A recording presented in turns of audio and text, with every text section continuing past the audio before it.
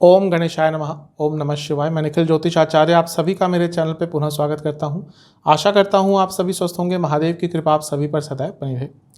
ये वीडियो कर्क यानी कि कैंसर के लिए बहुत महत्वपूर्ण वीडियो है, क्योंकि यह वीडियो है कर्क के आने वाले सप्ताह के साप्ताहिक राशिफल के बारे में। कैसा रहेगा कर्क के लिए आने वाला हफ्ता। जो मेरा साप्ताहिक राशिफल होता है वो चंद्रमा की गति पर आधारित होता है। चंद्रमा नवग्रहों में से सबसे तेज़ दौड़ते हैं। 2.25 से 2.5 दिन में उनका राशि परिवर्तन हो जाता है। तो स्वाभाविक तौर पर एक हफ्ते में कई भावों में जाते हैं, कई ग्रहों से युति होती है, योग बनते हैं। तो इन सब का आपके जीवन पर क्या प्रभाव पड़ सकता है, इस पर चर्चा करता हूँ। कहाँ से देखिए राशिफल। लग्न राशि और चंद्र राशि से अलग अलग राशिफल नहीं बन सकते। मेरा हमेशा से कहना है कि यदि आपको अपना लग्न कन्फर्म है, लग्न से ऑब्जर्व कीजिए।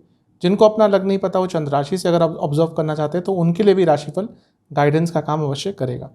तो शुरुआत करते हैं आने वाले हफ्ते के साप्ताहिक राशिफल का। 3 जुलाई चंद्रमा आपके छठे भाव में रहेंगे धनु में, और 4 जुलाई शाम के करीबन 3 बजे तक, दिन के करीबन 3 बजे तक उनका गोचर वहीं पे रहेगा। चंद्रमा का छठे घर में आना बहुत अच्छा तो नहीं होता।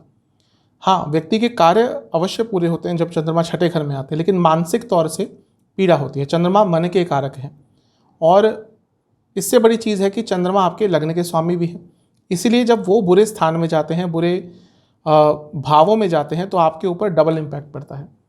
अपनी मानसिक स्थिति एवं शारीरिक स्थिति, शारीरिक सेहत, मानसिक सेहत दोनों का ही आपको ध्यान देना है। जैसा मैंने कहा, छठे भाव में चंद्रमा का आना कुछ कार्य अवश्य पूर्ण करा देता है। जो अटके हुए कार्य थे वो आगे बढ़ते हैं। जीवन में गति अवश्य आती है, लेकिन मानसिक तौर से व्यक्ति परेशान रहता है। लेकिन कुछ अच्छी चीज़ें भी हैं। क्या? एक तो ये पूर्णिमा योग बन रहा है। क्यों? क्योंकि सूर्य से सप्तम में है। दूसरा, बृहस्पति की दृष्टि भी है चंद्रमा पर, तो यहाँ से भी बृहस्पति की सकारात्मकता आ रही है। और बृहस्पति आपके लिए भाग्यस्थान के भी स्वामी है। तो हाँ, चंद्रमा छठे भाव में है, अवश्य है, लेकिन उतना नकारात्मक प्रभाव इस टाइम नहीं होगा जितना हो सकता था, क्योंकि बुध का प्रभाव भी चंद्रमा पर रहेगा दृष्टि द्वारा। तो जब बुध का प्रभाव होता और चंद्रमा अच्छे भाव में नहीं होते तो कुछ गलत निर्णय व्यक्ति ले लेता है। तो हफ्ते के शुरुआती भाग में कोई भी बड़ा निर्णय लेने से बचिएगा। नवामसा कुंडली बोल रही है कि थोड़ा सा कंफ्यूज रहेंगे और षड्यंत्र आपके खिलाफ हो सकता है। अपने जीवन की भागदौड़ अपने पास रखिएगा। किसी पर डिपेंडेंसी हफ्ते की शुरुआत में प्रॉब्लम देगी। दशांशा के हिसाब से यदि आप human resource, import export, groceries या फूड इंडस्ट्री इनसे जुड़ा कुछ भी कार्य करते हैं, समय अच्छा होगा। लव लाइफ के लिए ठीक ठाक सा समय होगा। एक दूसरे की ऊर्जा मैच नहीं कर पाएंगे, अलग अलग डायरेक्शन में भागेंगे, इसके कारण थोड़ी दिक्कत हो सकती है। वैवाहिक जीवन तो ठीक ठाक है, कोई ज़्यादा प्रॉब्लम नहीं दिख रही। हाँ, अपने लाइफ पार्टनर की ज़रूरतों पर ध्यान दीजिएगा, किसी भी तरह की हो वो। जहाँ तक सेहत की बात है, लिवर की प्रॉब्लम, गले की problem, skin disorders. Students, retention power अच्छी रहेगी, लेकिन ध्यान गलत जगह पर जाएगा जहाँ पर एक स्टूडेंट का नहीं जाना चाहिए। सर्वाष्टक में आपका लाभ स्थान बली है, तो ये एक अच्छी चीज़ है। कहीं ना कहीं से लाभ की प्राप्ति आपको सप्ताह के शुरुआती भाग में हो सकती है। 4 जुलाई दिन के करीबन 3 बजे चंद्रमा आ जाएंगे आपके सप्तम भाव में, और 6 जुलाई शाम के 5 बजे तक उनका प्रवास यहीं पर रहेगा। चंद्रमा का सप्तम में आना न्यूट्रल होता है, लेकिन आपके लिए, क्योंकि वो लग्न के स्वामी हैं, केंद्र भाव में है, राजयोग बनाएंगे। तो एक राजयोग बनाता हुआ ग्रह कहाँ देखेगा? लग्न को देखेगा, तो ये अच्छा है। बृहस्पति से केंद्र में है तो गजकेसरी योग बन गया, तो ये भी एक तरह से अच्छा है। और शुक्र से समसप्तक है तो ये चंद्रादि योग बन गया। जब भी चंद्रमा से सप्तम में कोई शुभ ग्रह होता है तो चंद्रादि योग बनता है, और शुक्र तो अपने आप में एक नैसर्गिक शुभ ग्रह है, लाभ स्थान के भी स्वामी है। तो हफ्ते का मध्य भाग आपके लिए बहुत अच्छा रहेगा। निखर कर सामने आने का, उभर कर सामने आने का, अपने कार्यों के कारण प्रसिद्धि पाने का, रिकॉग्निशन प्राप्त करने का ये समय बहुत अच्छा है। तो जो थोड़ी सी नकारात्मकता हफ्ते के शुरुआती भाग में आ रही थी, उसमें भारी कमी आएगी, बल्कि हफ्ते का मध्य भाग आपके जीवन में सकारात्मकता अवश्य लेकर आने वाला है। जहाँ तक नवामसा की बात है, पुरानी बातों पर मत जाएगा। थोड़ा सा लग रहा है कि यहाँ पे पुरानी बातों पर जाएंगे और उसके कारण प्रॉब्लम बढ़ाएंगे। कि जो हफ्ते का मध्य भाग है, यहाँ पर अपने अधूरे कार्य पूर्ण करने का प्रयास कीजिएगा। दशांशा के हिसाब से यदि आप कम्युनिकेशन, IT या गवर्नमेंट सेक्टर में है, लाभ होगा। जहाँ तक लव लाइफ की बात है, सब कुछ ठीक है, वाणी पर नियंत्रण लेकिन रखना पड़ेगा। वैवाहिक जीवन के हिसाब से ये समय उनके लिए बहुत अच्छा है जिनके वैवाहिक जीवन में दिक्कतें, परेशानियाँ आ रही थी। एक नई स्टार्ट देने के लिए अपने वैवाहिक जीवन को, या कहिए प्रॉब्लमेटिक वैवाहिक जीवन को, अच्छा समय होगा।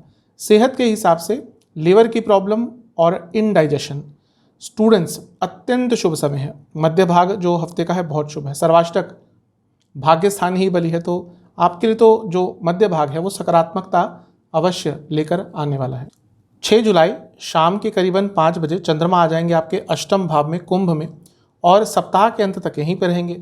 चंद्रमा का अष्टम में आना थोड़ा तो व्यक्ति को परेशान करता ही है, और जैसा मैंने कहा कि आपके लिए वो लग्न के स्वामी है, तो जब उनका बुरे स्थान में गोचर होता है तो आप पर डबल इम्पैक्ट पड़ता है।